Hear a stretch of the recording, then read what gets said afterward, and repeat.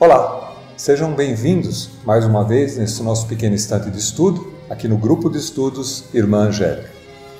Estamos estudando o Livro dos Espíritos, no livro 2, Mundo Espírita ou dos Espíritos, capítulo 7, da volta do Espírito à vida corporal, e o tema de hoje fala sobre faculdades morais e intelectuais do homem. É a segunda parte desse mesmo tema. A gente continua hoje a partir da pergunta número 366. A gente falou a primeira parte dessa pergunta na sessão passada, continuando com ela aqui então.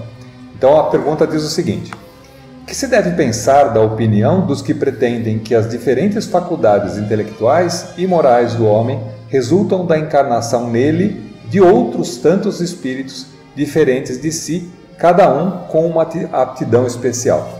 A gente já falou na sessão passada, assim, é absurdo isso, né? Na medida em que não pode existir num mesmo ser vivente dois espíritos incorporados. É como se cada um trouxesse uma característica diferente para aquele que está incorporado e não o resultado da evolução daquele ser que está ali incorporado. Então, continuando, o texto diz assim: o mundo físico e o mundo moral nos oferecem a esse respeito vários pontos de semelhança. Enquanto se detiveram na aparência dos fenômenos, os cientistas acreditaram fosse múltipla a matéria. Hoje, compreende-se ser bem possível que tão variados fenômenos consistam apenas em modificações da matéria elementar única. As diversas faculdades são manifestações de uma mesma causa, que é a alma ou o espírito encarnado, e não de muitas almas, exatamente como os diferentes sons do órgão. O órgão aqui é o instrumento musical, órgão, né? Exatamente como os diferentes sons de um órgão, os quais procedem todos do ar e não de tantas espécies de ar diferente, né, quanto os sons. De semelhante sistema decorreria que quando um homem perde ou adquire certas aptidões, certos pendores, isso significaria que outros tantos espíritos teriam vindo habitá-lo ou teriam deixado, o que o tornaria um ser múltiplo em individualidade e, consequentemente, sem responsabilidade. Acresce que o que contradizem numerosíssimos exemplos de manifestação de espíritos em que estes provam as suas personalidades e identidades.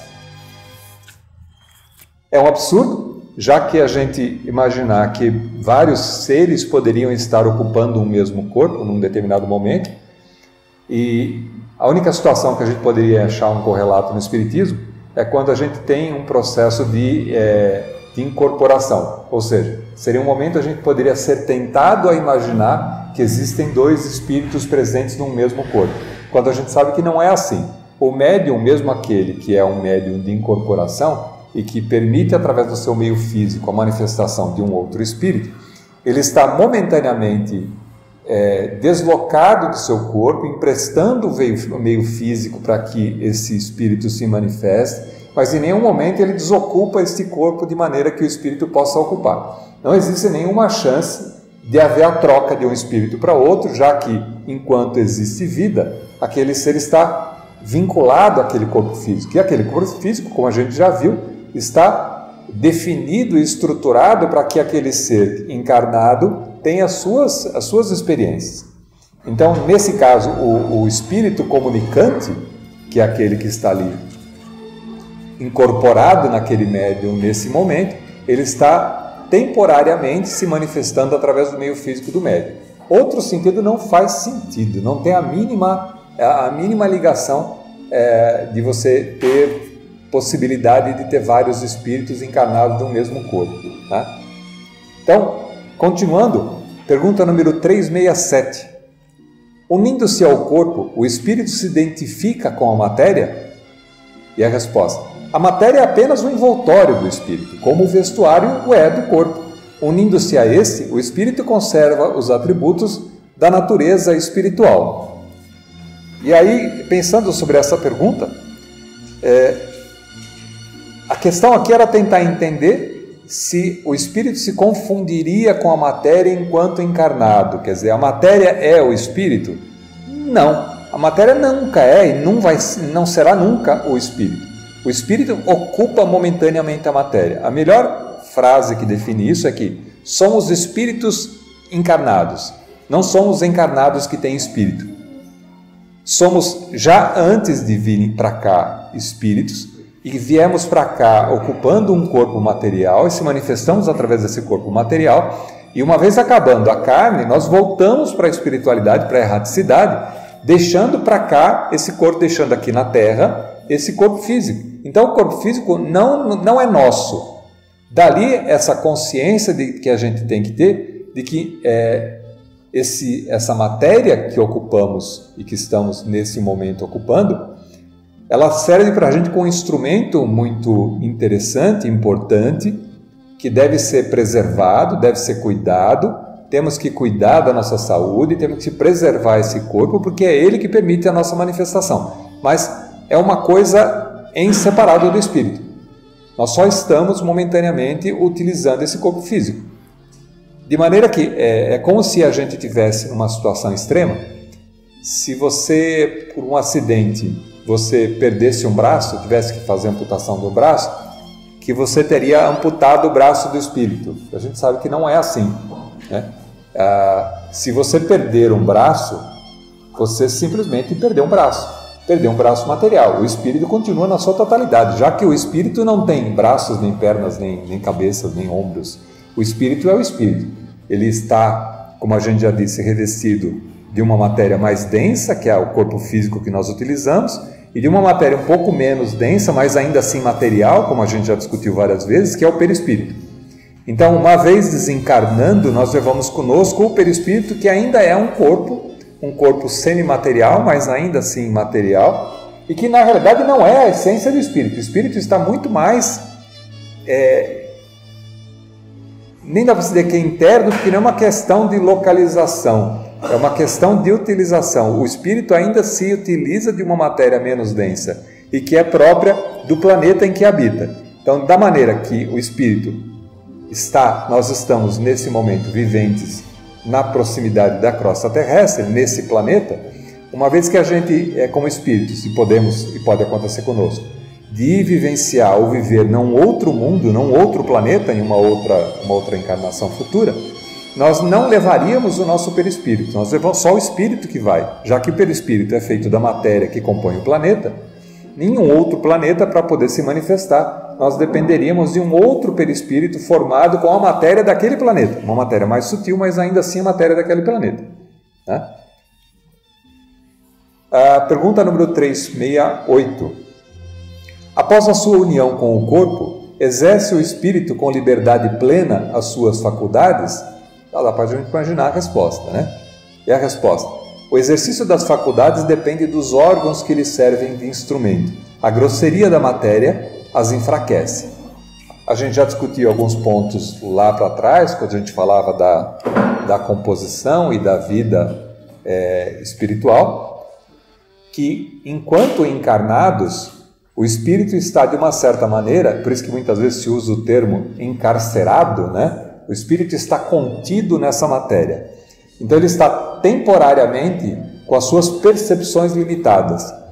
As maneiras com as quais a gente toma contato com o mundo material são os nossos instrumentos físicos, ou seja, depende dos 5 sentidos, né? Depende da visão, da audição, do paladar, do tato. Então esses canais permitem com que o espírito tenha acesso a informações do mundo exterior. Nosso espírito está de uma certa maneira meio enclausurado dentro da nossa, se a gente poderia fazer uma limitação, dentro do nosso cérebro, dentro de uma caixa fechada.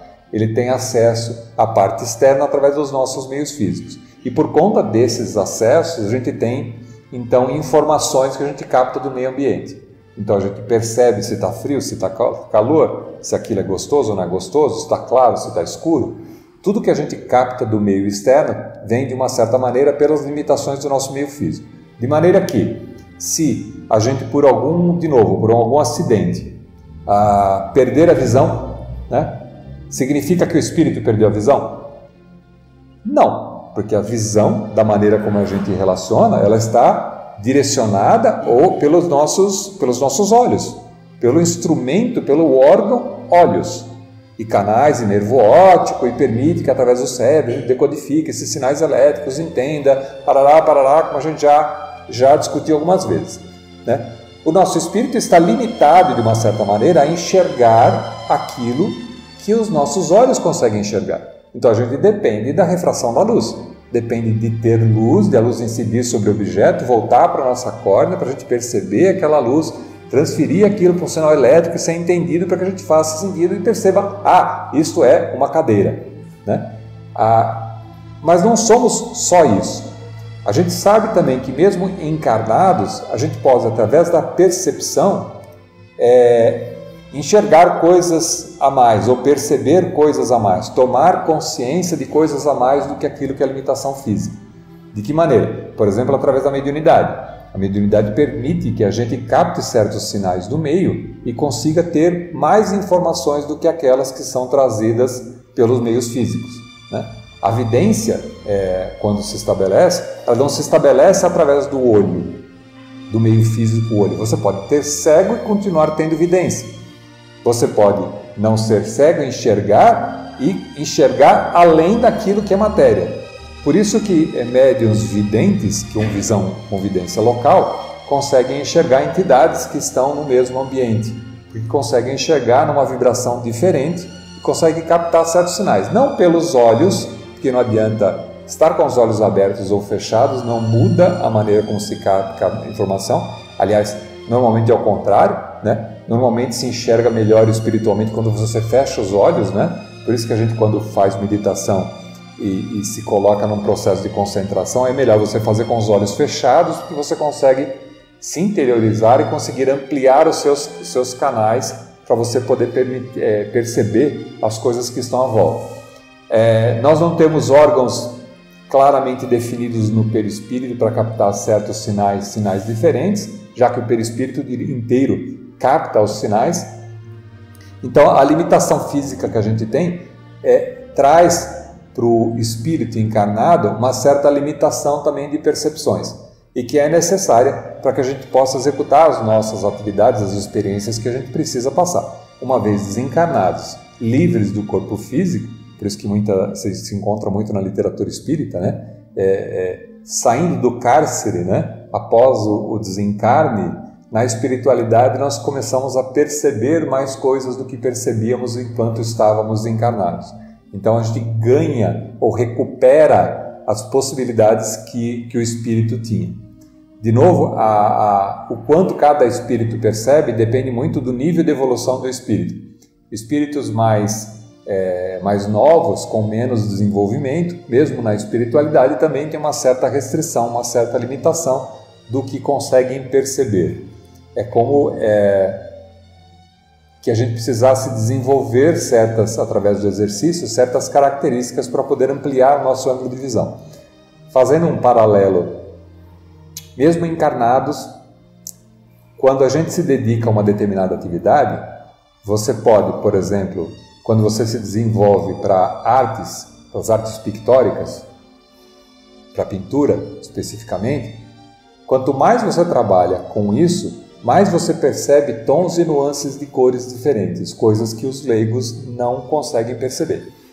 Música está muito nisso também. Quanto mais você desenvolve com a música, mais você consegue perceber sons e notas diferentes, que para o leigo faz a mínima diferença.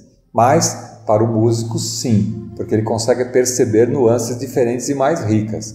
Então, através do exercício, consegue-se adquirir certas possibilidades, mesmo as físicas. Imagina na espiritualidade. Imagina isso com a medida que o espírito vai avançando e vai se colocando cada vez mais sábio, cada vez mais desenvolvido, e consegue perceber nuances que aqueles espíritos mais simples e mais jovens, por exemplo, não têm capacidade de perceber ainda. Trazendo uma referência ainda para a matéria, a ciência já descobre, por exemplo, que crianças no seu desenvolvimento não conseguem enxergar todas as cores no processo de desenvolvimento. Elas vão conseguindo diferenciar as cores aos poucos, enxergando as cores primárias básicas, e depois vai se desenvolvendo certas nuances de cores, de mais claro, mais escuro, mais puxado para um tom, mais puxado para outro. Mas a criança em si não consegue perceber. E na sua própria razão, na medida em que o cérebro vai se desenvolvendo, ela também não consegue ter nuances muito claras do que é certo ou que é errado. Ela é muito branco e preto, então elas conseguem enxergar as coisas muito como sendo certo ou errado. E aí cabe aos pais direcionarem o que é certo e o que é errado. Não dá para dizer para uma criança, isso aí não é muito certo. Pô, é certo ou errado. Ela não consegue diferenciar essa questão de por quê, né? Ou é uma coisa ou outra, isso é certo ou isso é errado. Quando mais desenvolve, mais a gente vai tendo essas noções, essas complexidades que a vida vai trazendo para a gente através do nosso ensinamento, através das experiências que a gente vai tendo, para poder classificar melhor aquelas coisas entre vários tons de cinza, né? Na natureza nada é tão dicotômico assim, então assim, ou é certo ou é errado. Você tem vários tons e por isso que a gente não deve julgar, porque a gente não tem a história, não conhece tudo daquela pessoa, nem dessa existência, nem das existências anteriores, para saber se aquele ponto que para a gente está demonstrando como sendo errado hoje, já pode ser um grande benefício que ela tenha alcançado por conta do seu desenvolvimento, já que não nascemos todos no mesmo momento. A criação divina, ela acontece o tempo todo e incessantemente. Deus nunca parou de criar até hoje e continua criando. Significa que tem espíritos jovens nascendo, habitando outras terras, outros planetas, outras possibilidades, num nível muito inferior ao nosso, que a gente já alcançou no nosso planeta, como existem também seres amigos nossos que vivem e habitam em planetas muito mais avançados. São espíritos muito mais velhos nesse sentido, muito mais sábios, muito mais evoluídos do que nós conseguimos alcançar. Letra A da pergunta 368. Assim, o invólucro material é obstáculo à livre manifestação das faculdades do espírito, como um vidro opaco o é a irradiação da luz. É só para complementar aquilo que havia sido dito. É como um vidro muito opaco. Assim, não dá simplesmente um vidro opaco, é muito opaco. A limitação que o espírito tem é muito grande. Pode-se comparar a ação que a matéria grosseira exerce sobre o espírito a de um charco lodoso sobre um corpo nele mergulhado, ao qual tira a liberdade dos movimentos. Então, quem já teve a possibilidade de pisar na lama, né, numa lama bem grossa, sabe o quanto isso dificulta a movimentação, o quanto isso atrasa. Dá para a gente ter uma noção dessa limitação que o espírito tem enquanto encarnado e da sua manifestação plena. Quer dizer, como é que ele consegue se manifestar plenamente num meio muito grosseiro, muito denso. Pergunta número 369. O livre exercício das faculdades da alma está subordinado ao desenvolvimento dos órgãos? Então, o livre exercício das faculdades está subordinado ao desenvolvimento dos órgãos? Os órgãos são os instrumentos da manifestação das faculdades da alma, manifestação que se acha subordinada ao desenvolvimento e ao grau de perfeição dos órgãos, como a excelência de um trabalho o está a da ferramenta própria à sua execução. Ou seja, mesmo em um espírito que tenha desenvolvido características bastante plenas de, por exemplo, um pré-conhecimento muito grande a respeito de música, por exemplo, fatalmente ele levará um certo tempo a treinar o corpo, a treinar as suas habilidades motoras e físicas para se demonstrar no conhecimento que ele tem. Então, a sua destreza em qualquer arte estará sempre limitada à capacidade do corpo físico.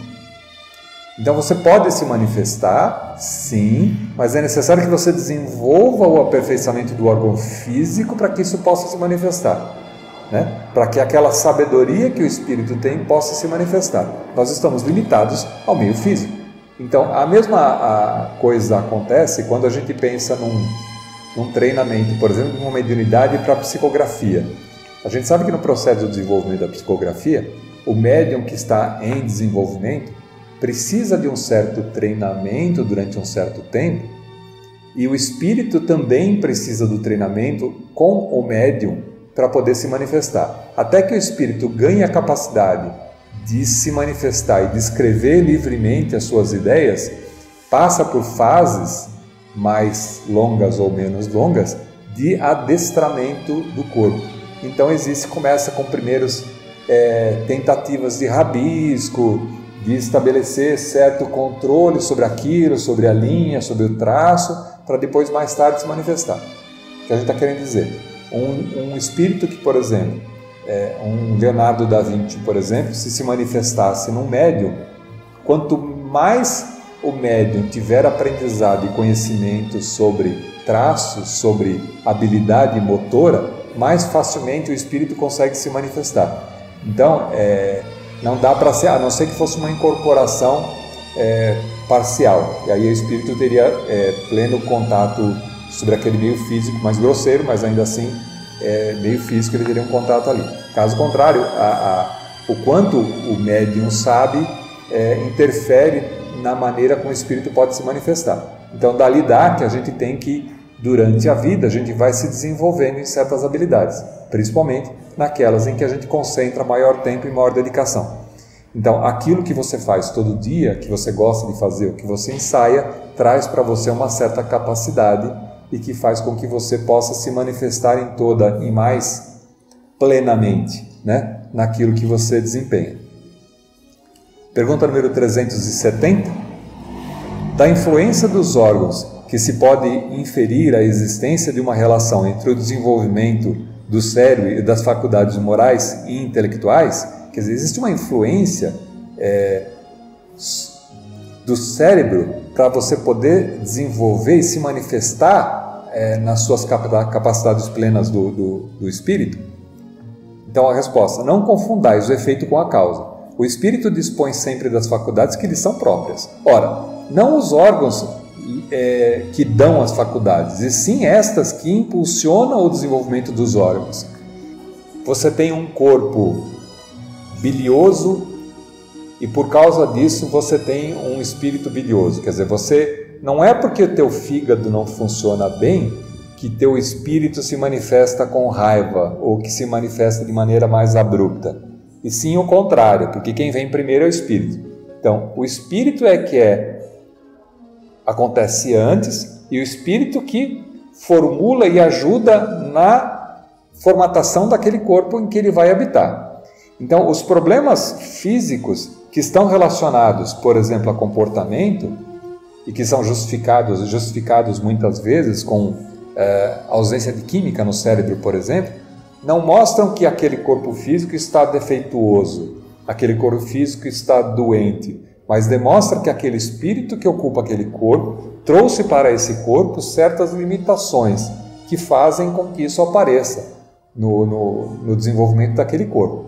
Tá? Então, o corpo faz uma limitação no sentido de que, como aquela imagem do lodo, do barro, dificulte, mas o corpo físico não impede que você se manifeste. Se você utiliza o tempo que você tem encarnado para cuidar de certa faculdade, de certa habilidade, por exemplo, se você estuda música enquanto está encarnado e faz através do treinamento, dos exercícios, desenvolve suas capacidades musicais, desenvolve a capacidade de trocar um instrumento, mesmo que se você não tem pré-conhecimento sobre isso, isso faz com que o espírito, ao desencarnar, leve consigo aquele aprendizado executado aqui, porque senão não teria sentido. O que serviria a vida encarnada e as nossas experiências se elas não fossem para adquirir novos conhecimentos e novas possibilidades para o espírito? Então, tudo que o espírito vivencia, ele vivencia limitado através de um corpo físico, mas vivencia e aprende com isso. As memórias que adquirimos aqui, enquanto encarnados, são levadas conosco, porque quem viveu as memórias é o espírito, não é o corpo físico. Não é aquele cérebro que vai ficar no caixão e que vai se deteriorar com o tempo, que tem o aprendizado que foi adquirido aqui. Aquilo foi só um meio através do qual o espírito se manifestava. Em desencarnando, ele leva tudo aquilo que ele já tinha, mais aquilo que ele adquiriu na vida presente. Então, nenhum esforço nosso no sentido de aprender coisas novas, mesmo que sejam difíceis de serem aprendidas. Você pode se considerar um completo Zé Ninguém, no sentido de, por exemplo, capacidade de pintar. Então, assim, não, eu não consigo, eu não combino cor, eu não sei pegar pincel, eu não sei mexer com tinta, fica horrível, eu não consigo fazer nada, eu não consigo ter harmonia de cor, não consigo fazer nada. O tempo que você investe nesse desenvolvimento, nessa capacidade de poder desenvolver certas características, leva para o espírito, na espiritualidade, um conhecimento sobre aquele tema. Então, já que, como espírito, nós precisamos nos desenvolver em todas as áreas, não é só a razão, a emoção, os relacionamentos, mas também conhecer todas as coisas, e na medida em que você desenvolve o gosto pelas coisas mais refinadas, por exemplo, como a arte, que é bastante difícil de conseguir entender e extrair dali prazer, seja através da música, seja através da pictografia, seja através dos meios pelos quais a arte se manifesta, são coisas mais sutis e que são difíceis de explicar para espíritos mais jovens, vamos dizer assim, menos desenvolvidos, porque não tem essa capacidade, do mesmo jeito que uma criança não tem a capacidade de enxergar algumas coisas na sua nuance, na sua diferença, e que precisa com o tempo para desenvolver, o espírito também. Então aquilo que a gente investe o tempo aqui, mesmo que a gente não tenha adquirido antes, é levado para a espiritualidade. Não é um corpo. Você deu sorte de nascer num corpo que tem um cérebro, que tem uma capacidade muito grande de aprendizado com a música, que vai fazer com que você se torne músico nessa existência. E sim ao contrário.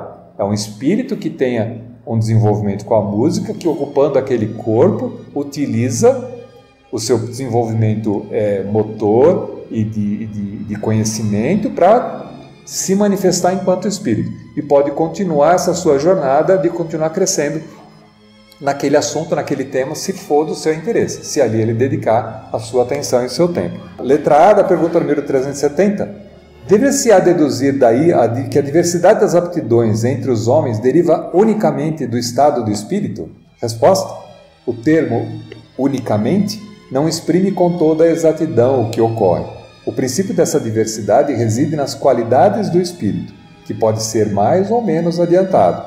Cumpre, porém, se leve em conta a influência da matéria, que mais ou menos lhe cerceia o exercício de suas faculdades, corroborando com o que a gente já disse. Então, assim, já que eu posso me desenvolver através do exercício de uma determinada arte, se, por exemplo, eu tiver uma atrofia que me impeça os movimentos dos braços, ou que eu tenha os braços prejudicados por algum problema congênito que tenha sido provocado por alguma situação nessa ou existência passada, aquilo impede que eu me dedique, por exemplo, ao desenvolvimento de uma certa arte que seja necessária.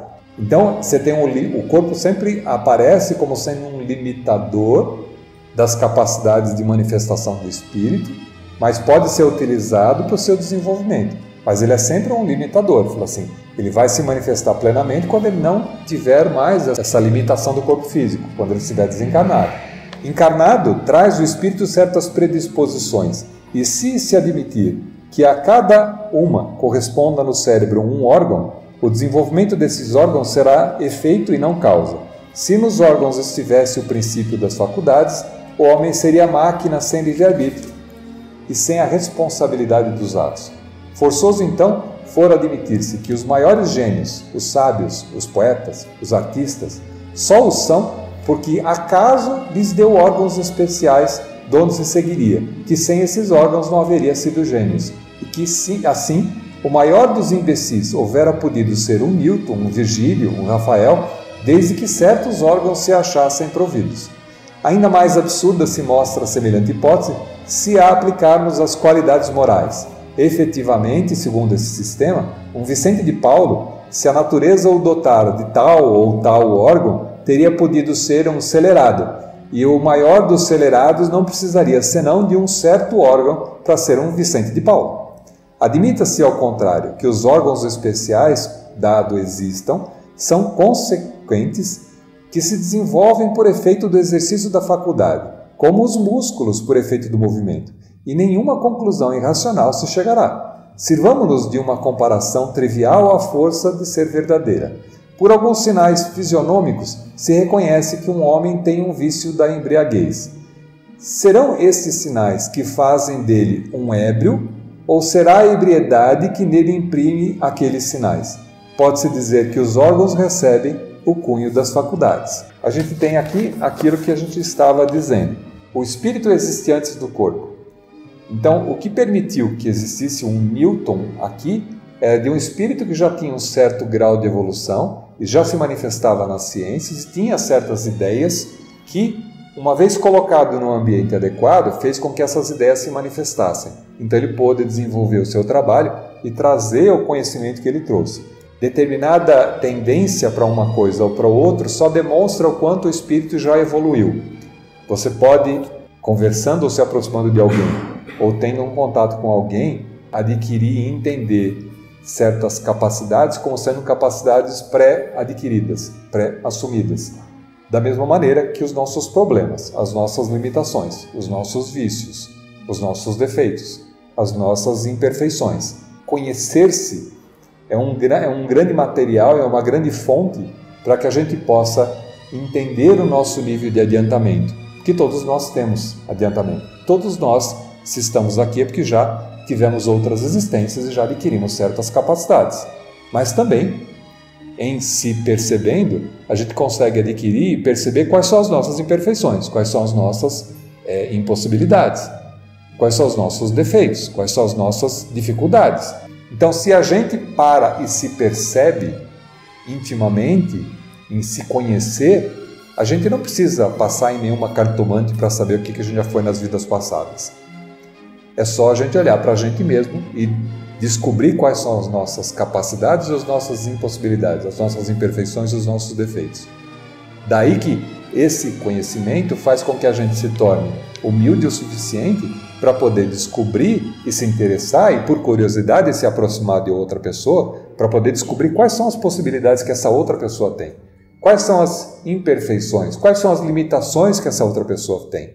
Isso traz um grau de fraternidade muito maior, a ponto de que a gente possa entender o que a gente já passou e já adquiriu e que, por causa disso, a gente pode ajudar outras pessoas que estão no caminho de entender aquele ponto, que para a gente parece tão tranquilo e que para outra pessoa pode ser tão difícil de aprendizado, assim como para ela algum outro ponto pode ser tão fácil e para a gente às vezes muito difícil. Isso traz um certo grau de equalidade em todo mundo e faz com que todos nós nos percebamos como sendo seres em desenvolvimento, imperfeitos ainda, mas em desenvolvimento. Qualquer característica que exulta o orgulho, que promove a pessoa em detrimento dos outros, que subestima os outros, que coloca alguma outra pessoa num ponto de poder menos, ou de saber menos, ou de se colocar, dizer, você é burro, você parece que não sabe. Isso, você não está vendo que isso é assim? Traz, na realidade, esse sinal, que é um sinal de imperfeição muito grande e que precisa ser trabalhado, no sentido de que aquele não se percebe que ele também não é perfeito desse jeito como ele se vende. Porque se fosse perfeito, teria esse esclarecimento, esse entendimento de que cada um de nós estamos num ponto de desenvolvimento diferente. E é isso que as grandes religiões trazem para a gente. É isso que o Evangelho traz para a gente quando ele diz para a gente não julgar as outras pessoas. Você não conhece toda a história daquela outra pessoa, nem dessa existência, quanto mais das existências anteriores. Você não sabe por que aquela pessoa se manifesta dessa maneira, do jeito que está. Então, ter esse respeito e essa capacidade traria para todos nós, passar dessa fase de evolução, de nos colocarmos num ponto de humildade, de dizer, para você é fácil, então me ajuda aqui, me explica, por favor, porque isso para mim é muito difícil. Então a gente troca, eu te ensino alguma outra coisa que eu sei fazer e você me ajuda a entender isso. Não faria com que a gente tivesse inveja de outras pessoas que têm alguma pressão em alguma posição especial, se nessa posição especial elas desenvolvem aquilo que elas têm com maior facilidade. Significa um dom adquirido, significa um tempo investido, não só nessa existência, mas existências anteriores. E faria com que a gente se colocasse numa posição muito mais respeitosa como sociedade, como seres. Mas isso é um papo para um novo mundo, né?